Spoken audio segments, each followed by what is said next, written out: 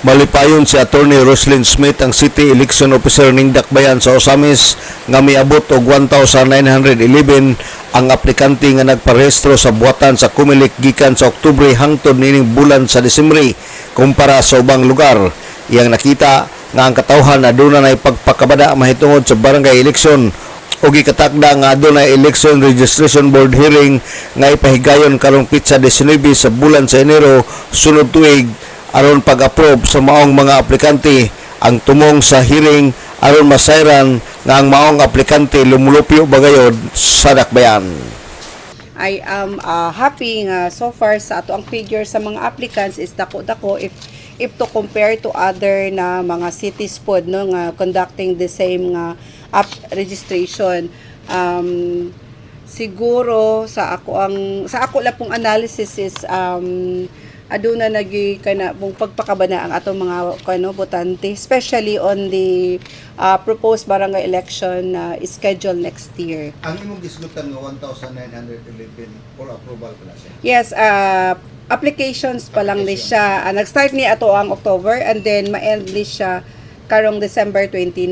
So, as of today, naatay 1,911 ka mga applicants and this is supposed to be approved or depende disapproved karon pang January 19, 2026.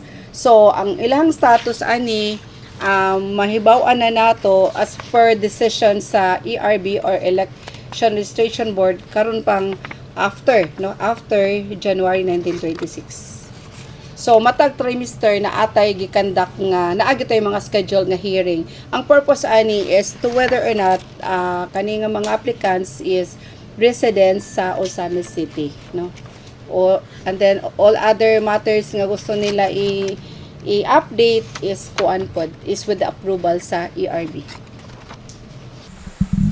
Si Attorney Roslyn Smith ang City Election Officer.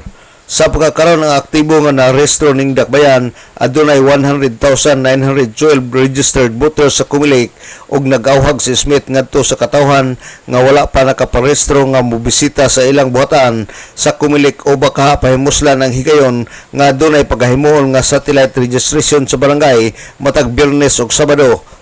Target niini nga malibot ang tanang barangay una matapos ang bulan sa Mayo nga katapusan sa Comelec registration.